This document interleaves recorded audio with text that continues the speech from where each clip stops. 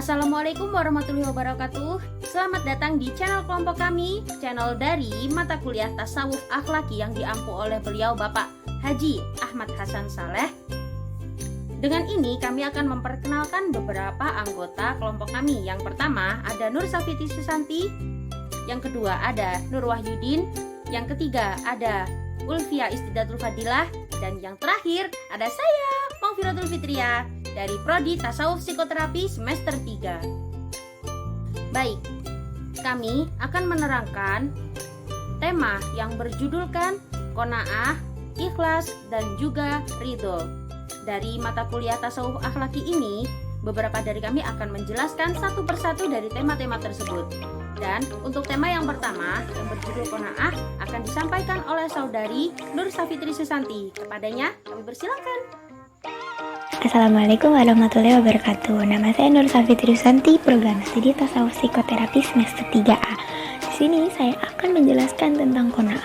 Qanaah memiliki artian secara bahasa yaitu cukup. Sedangkan secara istilah, qanaah memiliki arti sikap merasa cukup dan menerima atas segala sesuatu yang diberikan oleh Allah. Seseorang yang memiliki sifat qanaah, ia akan senantiasa dipenuhi rasa syukur di dalam hatinya karena ia selalu merasa cukup atas apa yang ia dapatkan. Nah, sifat ini tentunya harus dimiliki oleh setiap orang agar ia tidak mengeluh atas apa yang ia dapatkan dan ia tidak merasa iri hati atas apa yang dimiliki orang lain. Nah, qanaah ini memiliki beberapa manfaat, yaitu yang pertama adalah ia senantiasa dipenuhi rasa bersyukur. Karena terus merasa cukup, ia akhirnya terus merasa bersyukur atas apa yang ia dapatkan dan atas apa yang Allah berikan. Yang kedua, ia terhindar dari sifat iri hati. Nah, karena terus merasa cukup, ia gak pernah tuh yang namanya iri hati, gak pernah tuh yang namanya kesel ngelihat orang punya rezeki berlebih, karena ia terus bersyukur atas apa yang ia miliki. Yang ketiga, ia terbiasa hidup sederhana. Nah, karena ia terus merasa cukup, ini dijauhi oleh sifat tamak atau berlebih-lebihan terhadap sesuatu. Nah, sekian dapat saya sampaikan.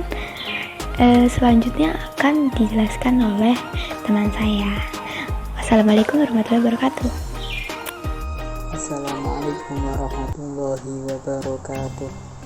Perkenalkan, nama saya Nur Wahyudin, nomor induk mahasiswa 93360/2019. Kali ini saya akan menjelaskan tawakal.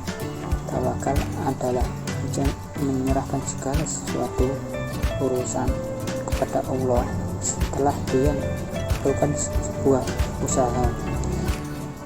Bagaimana tawakal adalah perilaku terpuji, sebab dengan tawakal maka manusia akan mengetahui identitas dirinya sebagai hamba Allah yang ridho di setiap detik di dalam kehidupannya, yang mana seorang hamba tersebut selalu gantung dan mengharap sebuah rahmat dari Allah Subhanahu wa Ta'ala.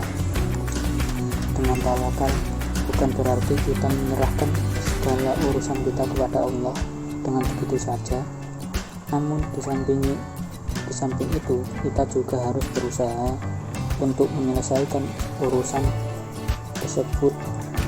tersebut, namun kemudian menyerahkannya kepada ketentuan Allah. Kata Hatim Al-Asom, tawakal terbagi menjadi 4. Pertama, tawakal atas makhluk. Kedua, tawakal atas harta. Ketiga, tawakal atas diri. Keempat, tawakal atas Tuhan. Nah, jadi gitu presentasi dari saya. Untuk presentasi selanjutnya akan dijelaskan oleh teman saya. Sekian dari saya. Assalamualaikum warahmatullahi wabarakatuh. Assalamualaikum warahmatullahi wabarakatuh. Perkenalkan, nama saya Ulfia Aisyah Fadila dari kelompok 7 yang akan menjelaskan tentang qanaah dan ikhlas. Qanaah adalah suatu sikap seseorang untuk merasa cukup dengan apa yang telah diberikan oleh Allah Subhanahu wa taala.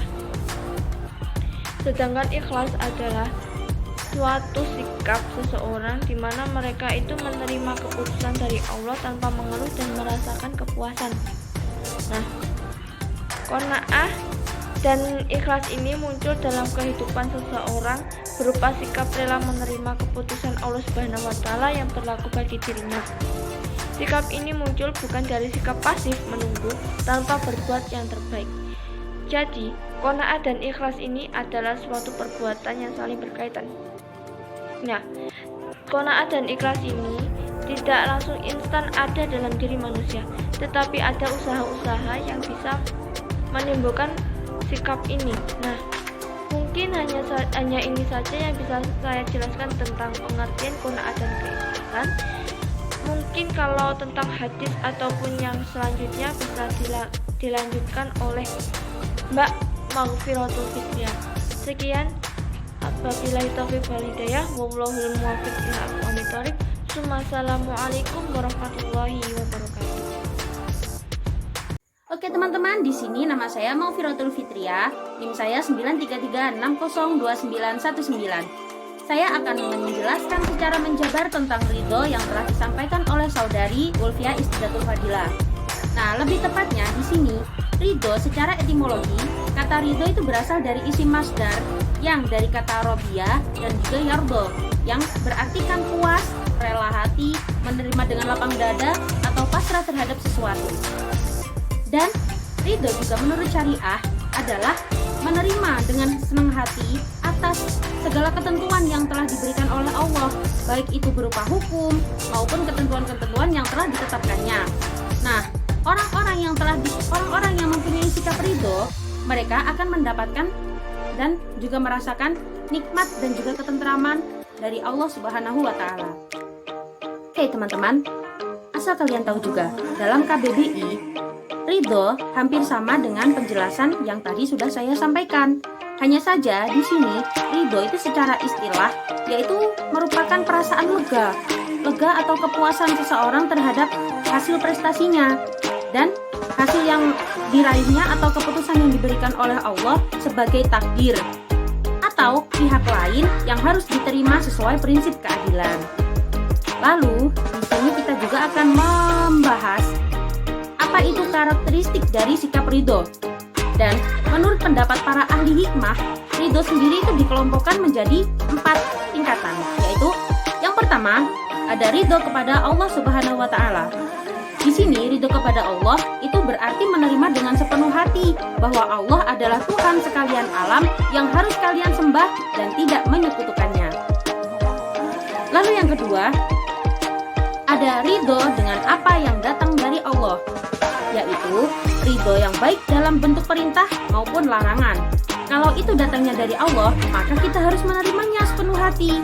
Apabila seseorang tidak ridho kepada Allah yang datangkan, berarti bisa jadi atau bisa boleh dibilang juga kalau dia juga benci sama Allah. Hati-hati ya.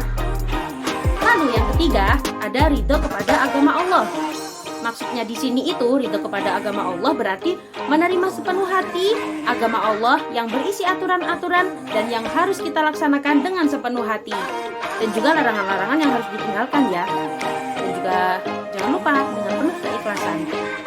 Lalu yang keempat, ada ridho kepada qada dan qadar. Atau ada, gak usah sini. Pokoknya intinya ridho kepada qada dan qadar. Ngono ya. Baiklah teman-teman, sekian dari kami dari kelompok 7 yang beranggotakan 4 orang. Ada 3 ciwi-ciwi yang cantik, lucu, imut, dan gemes-gemes gimana gitu. Dan juga tersempil 1 cowok di sini yang dia amat sangat sabar menghadapi kita semua sebagai ciwi-ciwi rempong. Terima kasih ya buat Nur Wahyudin.